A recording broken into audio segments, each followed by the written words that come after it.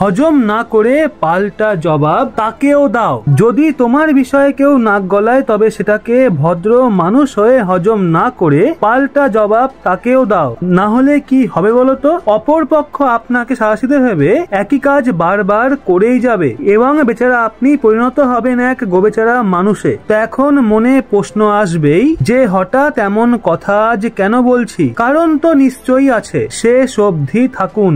গত কয়েক দিন ধরে আমরা দেখতে পাচ্ছি ভারতের প্রতিবেশী দেশগুলোতে এক ধরনের অস্থিরতা সৃষ্টি হয়েছে। সেটা নেপাল হোক, ভুটান হোক বা বাংলাদেশ কিংবা বালুচিস্তান, মায়ানমার, এই দেশগুলোতে হিউজ লেভেলে অস্থিরতা দেখা দিয়েছে। কিন্তু ভারতের এমনও এক প্রতিবেশী দেশ রয়েছে যাকে নিয়ে খুবই কম আলোচনা হচ্ছে, বলা ভালো তার দিকে নজরই পড়ছে না, অথচ তাকে নিয়ে আলাদা মাত্রায় খেলা হচ্ছে।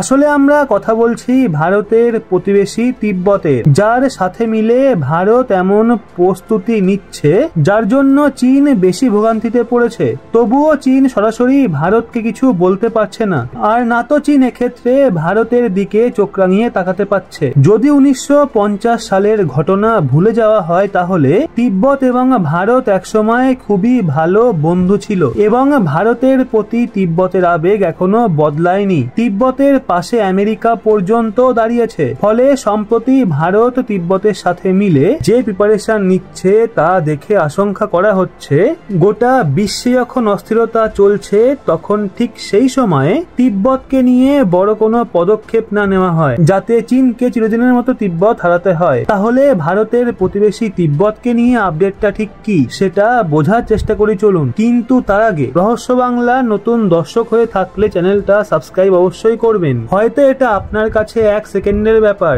কিন্তু আমাদের কাছে অনেক বড় পাওনা আপনার বিশ্বাস অর্জন করতে পারা। প্রথমেই আপনার স্ক্রিনের দিকে ভালো মতো দেখুন এবং তিব্বতের লোকেশন বোঝার চেষ্টা করুন। এখানে দেখুন, এটা আমাদের ভারত, যার প্রতিবেশী দেশগুলোর মধ্যে পাকিস্তান, নেপাল, ভুটান, বাংলাদেশ, মায়ানমার এবং চীন রয়েছে। কিন্তু এখানেই আপনি নেপাল এবং ভারতের পাশাপাশি চীনের সীমান্ত ঘেঁষা যে হাইলাইট করা এলাকা দেখছেন সেইটাই হলো তিব্বত। একটা সময় এটা একটা স্বাধীন দেশ ছিল এবং ভারতের সঙ্গে সম্পর্ক অত্যন্ত ভালো ছিল। চীনের আগ্রাসী নীতির বিরুদ্ধে এটা ভারতের জন্য একটা ঢাল হিসেবে কাজ করত, কারণ তিব্বত ভারতের সঙ্গে দীর্ঘ সীমান্ত শেয়ার করে। কিন্তু যদি আপনি মনে করেন 1950 সালে ভারত তখন সদ্য স্বাধীন হয়েছিল, তখন ভারতের সংবিধান লাগু হচ্ছিল। সেই সময় ভারত নিজের দেশ গঠনে ব্যস্ত ছিল, তাই প্রতিবেশী দেশগুলোর আভ্যন্তরীণ বিষয়ে বেশি হস্তক্ষেপ করেনি। এমনকি অনেক অঞ্চল ভারতেও অন্তর্ভুক্ত হতে চেয়েছিল, কিন্তু জওহরলাল নেহেরু সেই প্রস্তাব ফিরিয়ে দেন, কারণ তাতে বিবাদ বাড়তে পারত।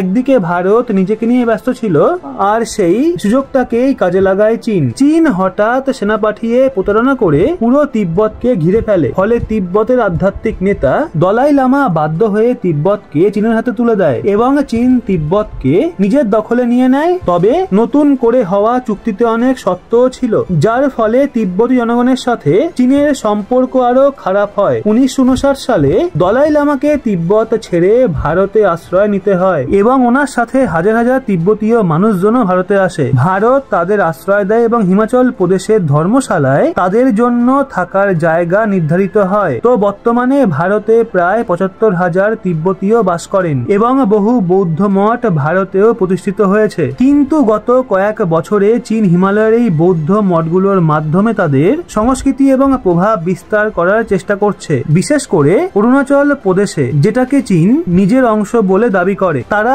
বৌদ্ধ মঠগুলো নিজেদের নিয়ন্ত্রণে নিতে চায়, যা শুধু ধর্মীয় মামলাই নয় বরং কূটনৈতিক খেলাও বটে। চীন বৌদ্ধ ধর্মকে নিজের সফট পাওয়ার হিসেবে ব্যবহার করছে। তারা শ্রীলঙ্কা, মায়ানমার এবং নেপালের মতো দেশে বৌদ্ধ মঠ এবং প্রকল্পে অর্থ বিনিয়োগ করছে। তারা নিজেদের বৌদ্ধ ধর্মের কেন্দ্র হিসাবে উপস্থাপন করতে চাইছে। যদিও বৌদ্ধ ধর্মের মূল শিকড় ভারতের মধ্যেই রয়েছে, কিন্তু চীন তিব্বতীয় মানুষদের সফট পাওয়ারকে নিজেদের জন্য বেশি মজবুত করে তুলতে পারে। তার আগেই ভারত এই সমস্যার একটা সমাধান খুঁজে বের করেছে, যাতে এই সফট পাওয়ারকে ভারতের সাথে চীনের বিরুদ্ধে বিরুদ্ধে কাজে লাগানো যায়। আমরা বলছি তিব্বতীয় জনগণকে ভারতীয় শিক্ষা ব্যবস্থার মাধ্যমে শিক্ষিত করার কথা।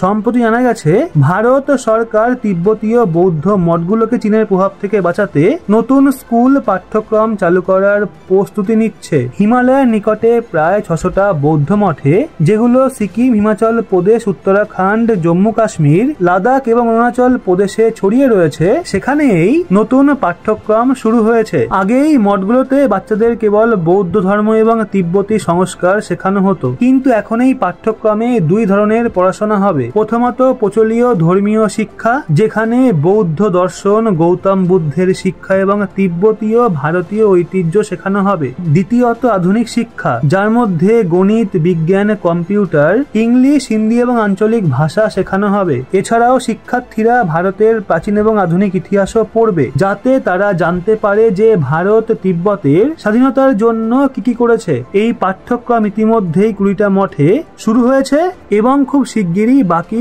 মঠগুলোতেও চালু হবে। কিন্তু প্রশ্ন হলো, ভারত কেন এই পদক্ষেপ নিয়েছে? এর পেছনে ভারতের কি লাভ? তো এর সরল উত্তর হলো, চীন এই মঠগুলোকে নিজের প্রভাবে প্রভাবিত করতে চাইছিল, যা ভবিষ্যতে ভারতের জন্য ওপেন থ্রেট হতো। তাই ভারত এই পাঠ্যক্রমের মাধ্যমে মঠগুলোতে ভারতীয় সংস্কৃতি এবং ইতিহাসকে জোরদার করতে চাইছে, যার মূল উদ্দেশ্য সেই মঠের শিক্ষার্থীরা আন্তরিকভাবে ভারতের সঙ্গে যুক্ত হোক এবং চীনা প্রভাব থেকে মুক্ত থাকুক। তো এই পদক্ষেপে যেইভাবে ভারতের লাভ হবে, ঠিক তেমনই তিব্বতেরও হবে, কারণ হাজার হাজার ছাত্র এখন শুধু সন্ন্যাসী হয়ে সীমাবদ্ধ থাকবে না। তারা গণিত, বিজ্ঞান, কম্পিউটার শিখে ডাক্তার, ইঞ্জিনিয়ার এবং শিক্ষক হতে পারবে। তাদের পড়াশোনাকে ভারত সরকার স্বীকৃতি দেবে, যাতে তারা চাকরি পেতে পারে। আর যদি তারা ভারতের সঙ্গে যুক্ত থাকে, তাহলে ভারতেরও লাভ হবে। হিমালয়ের মঠগুলোতে ভারতীয় শিক্ষা চালু হলে চীনের সাংস্কৃতিক এবং ধর্মীয় প্রভাব কমবে,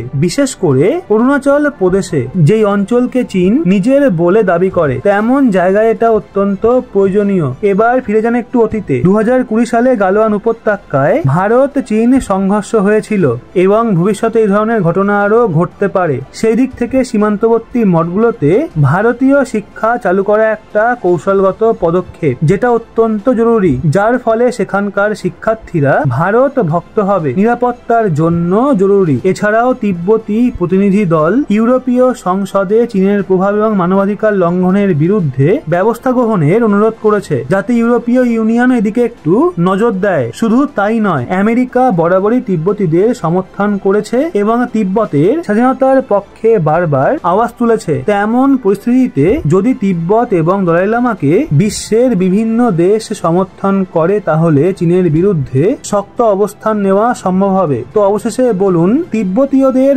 ভারতীয় সংস্কৃতিতে অন্তর্ভুক্ত করার চিন্তাধারা, ভারতের নেওয়া পদক্ষেপ আপনাদের কেমন লেগেছে? মন্তব্য করুন এবং ভিডিওটা লাইক করে বন্ধুদের সঙ্গে শেয়ার করুন, যেন তারাও জানতে পারে। এবার কি বুঝতে পারছেন ভিডিওর শুরুতেই কথাটা কেন বলেছিলাম? অন্যের বিষয়ে অন্যের আভ্যন্তরীণ মামলায় বেশ নাক গলাও চীন। এবার আসো একটু তোমারও পালা, তোমার স্ট্র্যাটেজি তোমার ওপরই। তো বন্ধুরা, ভিডিওটা ভালো লেগে থাকলে চ্যানেলটা সাবস্ক্রাইব করে পাশে থাকা বেল আইকনটি অল করে দিন, যাতে এরকমই লেটেস্ট ইনফরমেটিভ ভিডিও পৌঁছে যায় আপনার কাছে।